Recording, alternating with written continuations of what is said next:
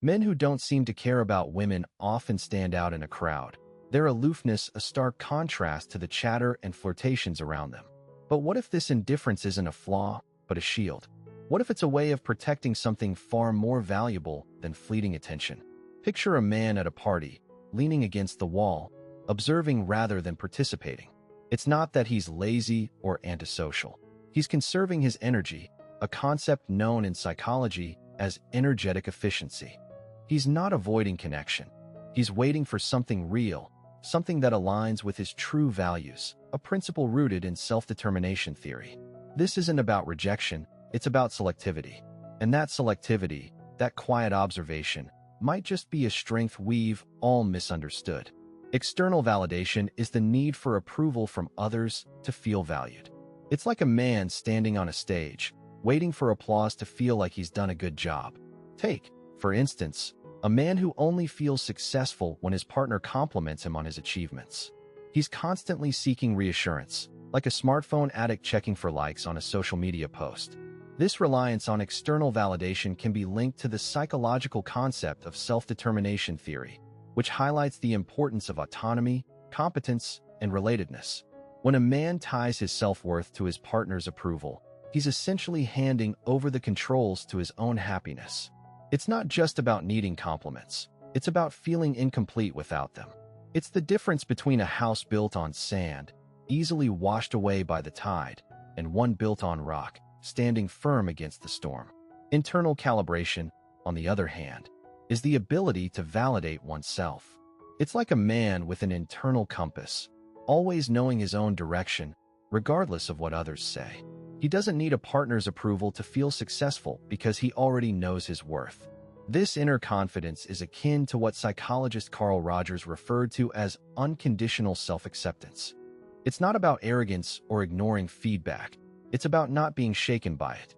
For example, a man with internal calibration can receive criticism at work and not let it define him. He knows his strengths and weaknesses, and he works on them at his own pace. He's like a tree, growing steadily, not worrying about the weather. The contrast between external validation and internal calibration is stark. One is a never-ending quest for approval, while the other is a steady, self-assured journey. External validation is like a dog chasing its tail, always moving but never catching it. Internal calibration is like a dog that knows when it's fed, content to rest, and enjoy the moment. The former is exhausting, the latter is peaceful. The man who seeks external validation is always looking outward, while the man with internal calibration looks inward.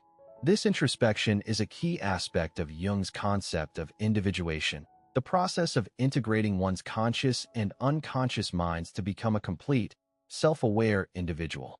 It's not just about being self-reliant. It's about being self-aware. Consider the man who seems indifferent to romantic pursuits, who doesn't chase or pine. This isn't laziness or bitterness, but a manifestation of what psychologists call autonomous self-regulation, a key aspect of self-determination theory. He's not waiting for someone to complete him, because he's already whole. It's not that he's unfeeling. It's that his emotional landscape is rich and complex enough to sustain itself.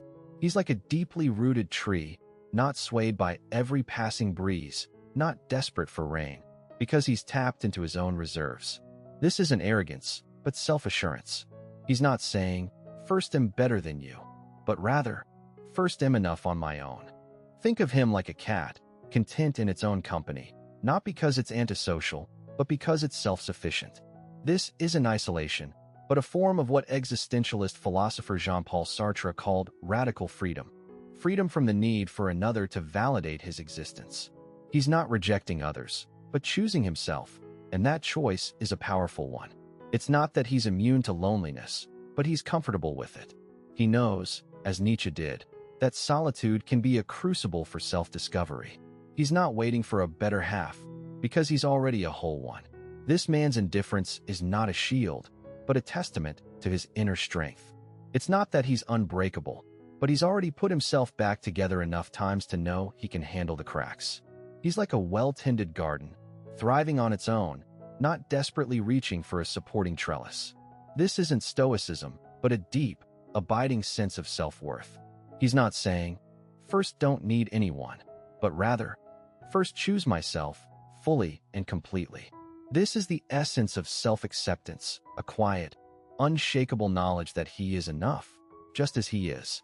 And this understanding, this wholeness, is what makes his indifference not cold, but calm.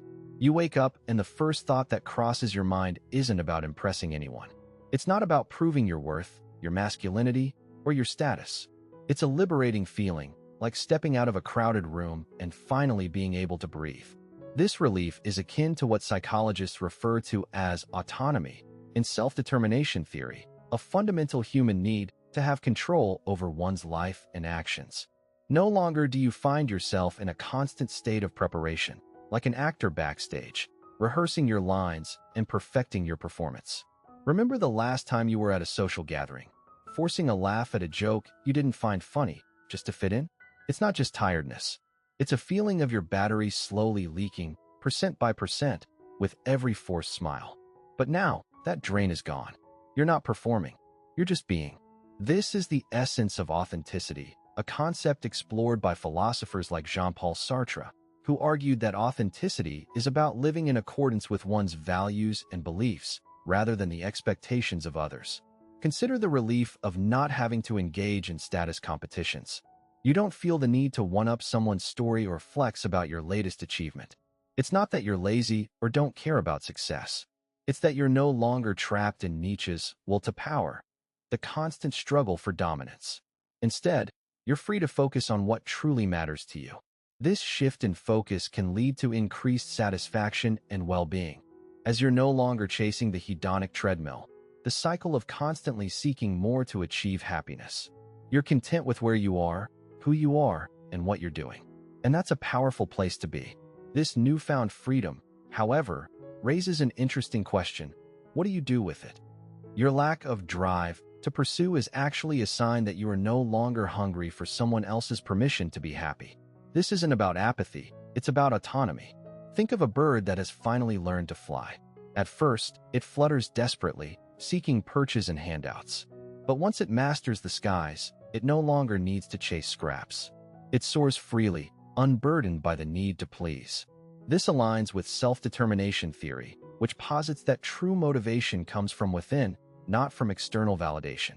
You're not lazy, you're self-determined. Your indifference to chasing approval is a testament to your inner strength. It's like a tree that grows without needing constant watering. Its roots run deep, drawing sustenance from within. This inner resilience is not a weakness, but a shield. It protects you from the exhausting cycle of seeking validation, much like how a selective eater avoids foods that don't nourish them. You're not avoiding commitment. You're prioritizing your well-being. This isn't about being heartless. It's about being heart-smart. You're not running away from love. You're running towards self-love.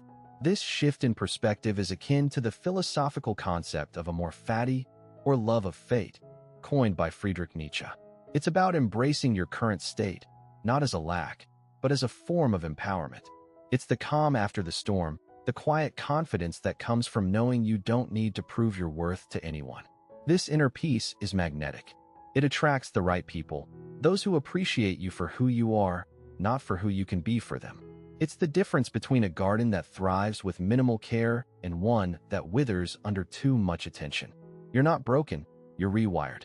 In the pursuit of authenticity, men who distance themselves from societal expectations often find solace in the philosophy of Friedrich Nietzsche, who championed the idea of becoming one's own creator. These men understand that societal norms can be a form of social performance, a mask worn to fit in rather than to express true individuality.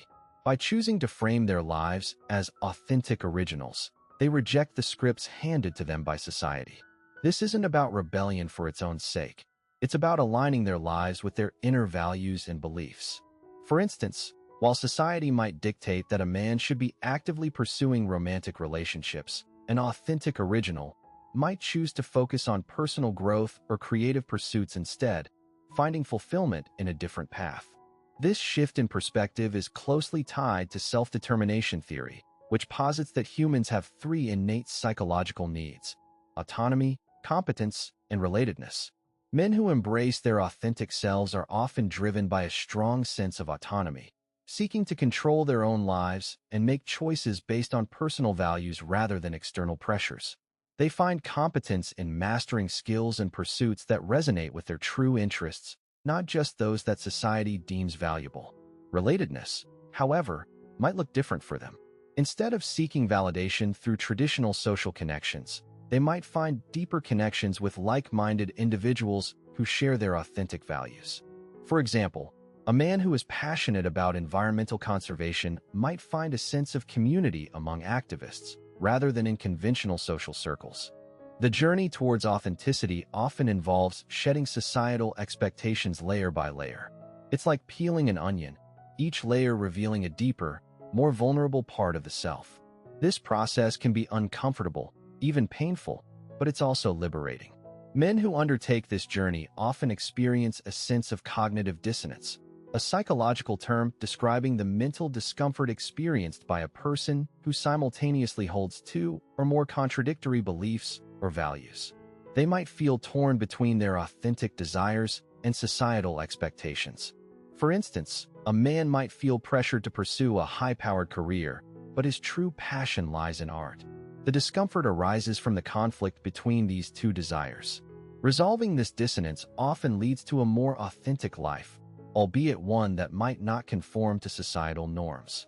Embracing authenticity also means accepting that one's journey is unique and won't look like anyone else's. This is where the concept of individuation, as proposed by Carl Jung, comes into play. Individuation is the process of integrating the opposites within the personality to become a whole person.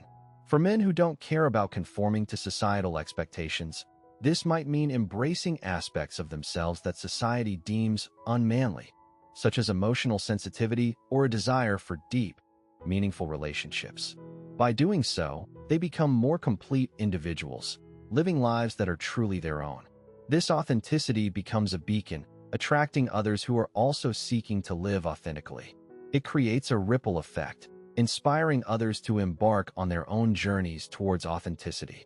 It's easy to misinterpret the solitude of a man who doesn't seem to care about women as a disconnect from the world. But what if it's the opposite? What if this apparent disconnection is a profound connection to oneself? This is where the psychological concept of self-actualization, as proposed by Carl Rogers, comes into play. It's the realization of one's potential, the pursuit of personal growth and identity. He sits alone in a quiet cafe, not because he's lonely, but because he's finally comfortable with his own company. The chatter around him fades into the background, irrelevant. He's immersed in a book, his mind absorbed in the words, his thoughts flowing freely. This is not isolation. It's a deep, intimate connection with his own thoughts and interests. This man's journey might have started with a sense of alienation, much like the existentialist philosophers, such as Jean-Paul Sartre, described. He may have felt like an outsider, struggling to fit into societal expectations. But here's the twist. His apparent indifference is a defense mechanism, a way to protect his true self. It's not that he doesn't care. He cares deeply, but he's selective. He's not swayed by superficial connections. He's like a tree, firmly rooted, unbothered by the winds of external validation. His solitude is not a void but a space filled with self-reflection and growth. He's like a gardener tending to his own garden, nurturing his passions, his dreams, his values.